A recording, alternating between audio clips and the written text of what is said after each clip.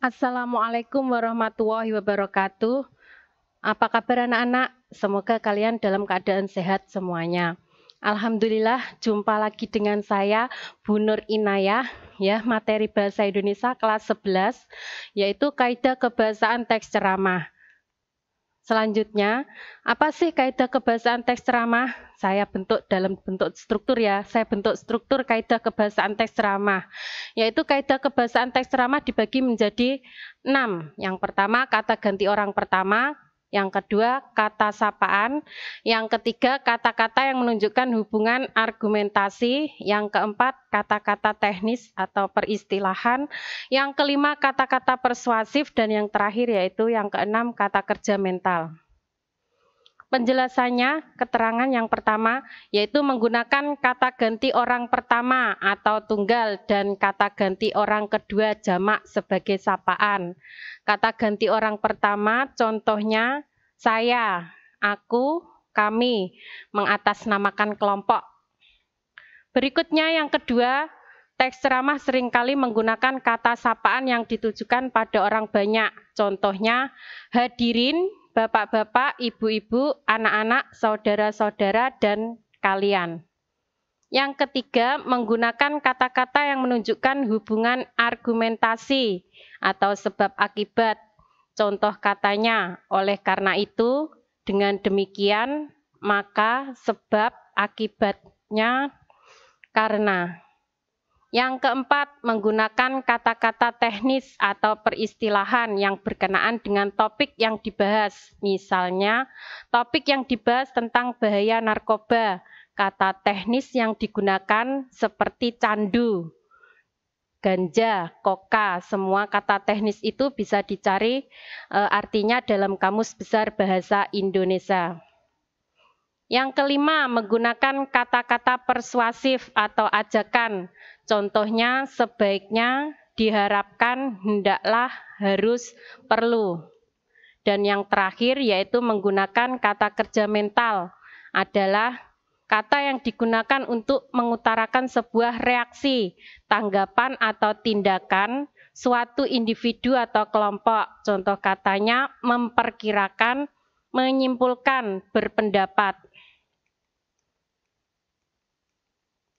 Itu adalah penjelasan tentang kaidah kebahasaan teks ceramah ya, dibagi menjadi 6. Yang pertama kata ganti orang pertama, yang kedua kata sapaan, yang ketiga kata-kata yang menunjukkan hubungan argumentasi, yang keempat kata-kata teknis atau peristilahan, yang kelima kata-kata persuasif, dan yang terakhir yaitu kata kerja mental. Sekarang untuk penjelasannya dalam ceramah. Contoh penggunaan kaidah kebahasaan dalam teks ceramah, ini dalam bentuk kalimatnya ya. Yang pertama, Bapak, Ibu, dan hadirin yang terhormat, selamat pagi dan salam sejahtera. Yaitu kaidah kebahasaan yang digunakan yang pertama sebagai kata sapaan. Bapak, Ibu, dan hadirin, itu merupakan kata sapaan.